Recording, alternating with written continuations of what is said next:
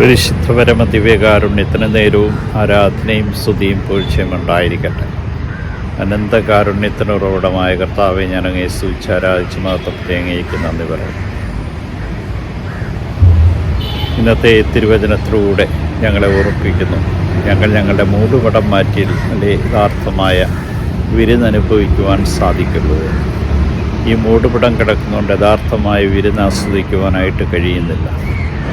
തിന്മകളുടെ നിറവ് ജീവിതത്തിൽ നിറഞ്ഞു നിൽക്കുന്നതുകൊണ്ട് യഥാർത്ഥമായ പരിശുദ്ധിയുടെ നിറവനുഭവിക്കുവാൻ കഴിയാതെ പോകുന്നതുകൊണ്ട് അവിടെ നിന്നൊരുക്കിയ വിരുന്നിൽ പങ്കാളിയായാലും അതിനെ അനുഭവിക്കുവാൻ കഴിയില്ലെന്ന് ഞങ്ങളെ ഓർമ്മിപ്പിച്ച കാരുണ്യവാനായ കർത്താവേ, അങ്ങ് ജനക്കൂട്ടത്തെ കണ്ട് മനസ്സലിഞ്ഞുകൊണ്ട് അവരുടെ രോഗങ്ങൾ സൗഖ്യപ്പെടുത്തുകയും സദ്വാർത്ത വിളംബരം ചെയ്യുകയും വിശന്നു പൊരിഞ്ഞവർക്ക് ശാരീരികമായ ഭക്ഷണത്തിനായി അപ്പം മീനും വർദ്ധിപ്പിച്ചു നൽകുകയും ചെയ്യുന്നതിനെക്കുറിച്ച് ഞങ്ങളെ ഓർമ്മിപ്പിക്കുമ്പോൾ നിൻ്റെ കരുണ എത്രയോ വലുതാണെന്ന് ഞങ്ങളറിയാം.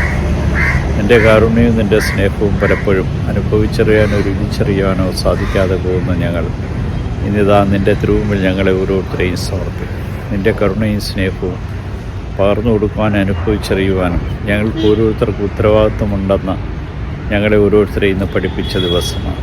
അങ്ങയുടെ സദ്വാർത്ത അറിയിച്ചുകൊണ്ട് ലോകമെമ്പാടും അങ്ങ് രക്ഷകനാണെന്ന് ഏറ്റുപറയിക്കുവാൻ തക്കവിധം ഞങ്ങളെ യോഗ്യതയുള്ളവരാക്കണം. ശാസികളെ ബഹിഷ്കരിക്കുവാനും രോഗങ്ങളെ സൗഖ്യപ്പെടുത്തുവാനും ബന്ധിതർക്ക് മോചനം നൽകുവാനും ദൈവകൃപ നഷ്ടപ്പെട്ടവരെ അങ്ങയുടെ പക്കലേക്ക് തിരികെ കൊണ്ടുവരുവാനുള്ള വലിയൊരു ദൗത്യം ഞങ്ങൾക്കുണ്ടെന്ന് ഞങ്ങളെ ഓർമ്മിപ്പിച്ച കാരുണ്യവാനായ കർത്താവേ, ഈ ദിവസം നൽകിയതിനെ ഓർത്ത് നന്ദി പറഞ്ഞ് ഞങ്ങളങ്ങേ ആരാധിച്ച് സ്തുതിച്ച് മഹത്വപ്പെടുത്തും.